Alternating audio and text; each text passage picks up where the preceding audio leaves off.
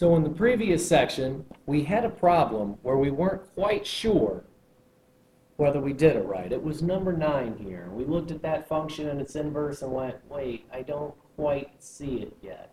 Sometimes the inverse of a function is difficult just to tell by looking that it is in fact the inverse.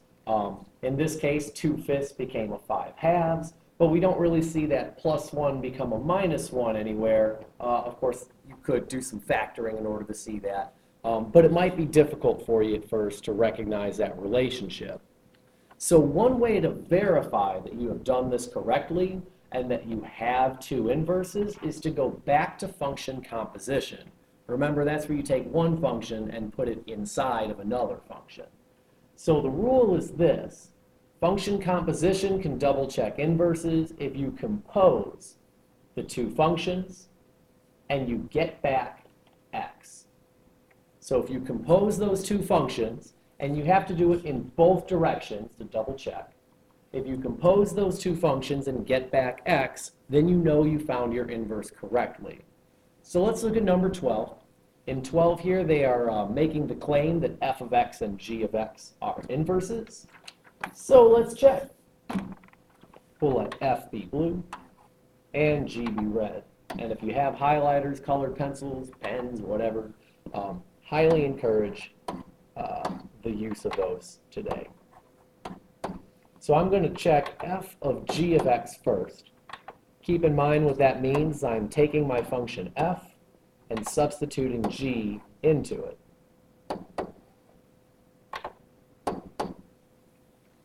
Well, f is x squared plus 8.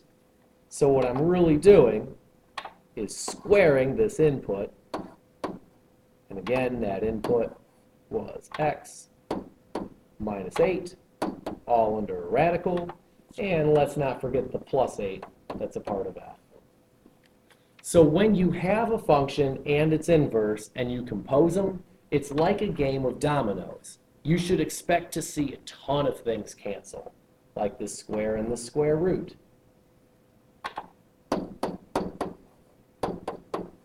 Oh, and a minus 8 plus 8. And we're left with just x.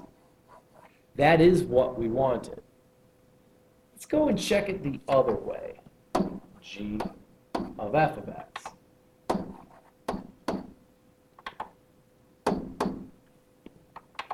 So we have our function g. We're substituting in x squared plus 1. Pardon, not plus 1, x squared plus 8.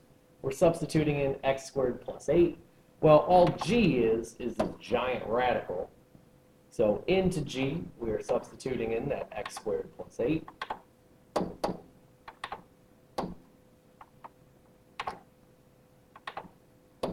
Colors here are fun. And then there's a minus 8 under that radical as well.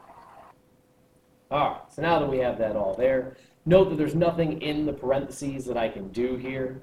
X squared plus 8, those aren't like terms, so we can safely ignore those parentheses. And the dominoes game happens once again. Plus 8, minus 8, those cancel. Oh, look, square root and a square, those cancel. And I'm left with just x. So when I compose both directions, I do find that, yes, these are inverses. Again, that's a question being asked here to verify if these two are inverses. Let's look at an example where it fails. Do the same thing. We'll let f be blue. We'll let g be red.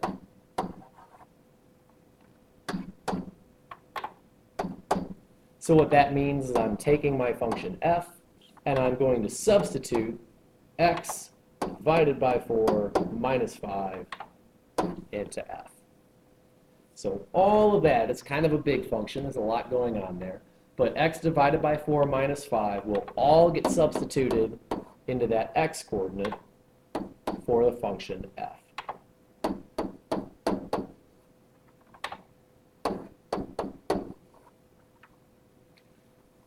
So once again, we expect for things to cancel off like dominoes, for stuff to just go away. And at first, it seems like we're going to get lucky. There's a distributive property that happens here. So the negative 4 times x over 4, well, that's going to be negative x because the 4 on top, the 4 on the bottom, those will cancel. We also have a negative 4 times that negative 5, which is going to be a positive 20. We'll make that green. And then we have this plus 5 on the outside. Unfortunately, when I go to simplify that, 20 plus 5 is 25, and there's nothing else I can do here. So I composed these two functions. I thought maybe they were inverses. I mean, they look like they have some inverse operations to me. But unfortunately, they did not compose and give us back x. We don't have to check the other way because we already know that this test failed, which would make more sense in red, wouldn't it? We already know that this test failed. So we don't have to do both directions if one direction fails. We know that they're not inverses. So let's go back to that number 9, that one that didn't quite seem like they were inverses. But if you go ahead and actually substitute that inverse, that negative 5 halves x plus 5 halves, into our original function, 2/5, let's see, and then we have a negative 5 halves x plus 5 halves plus 1. There we go. So that is substituting my inverse into the original function. If we go ahead and actually walk through the steps here, we will see that that composition works. Negative times a negative will be positive. 2/5 times 5 halves, those cancel. So that gives me a positive x. I also have the negative 2/5 times a positive 5 halves. That's a minus 1. And I still have that plus 1 on the outside. Hey, minus 1 plus 1, those cancel, and I'm left with just x. You can compose the other direction as well. You will find that that also equals x.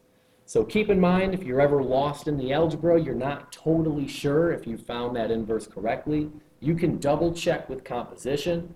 And I highly encourage you to do that with difficult problems here like number 9.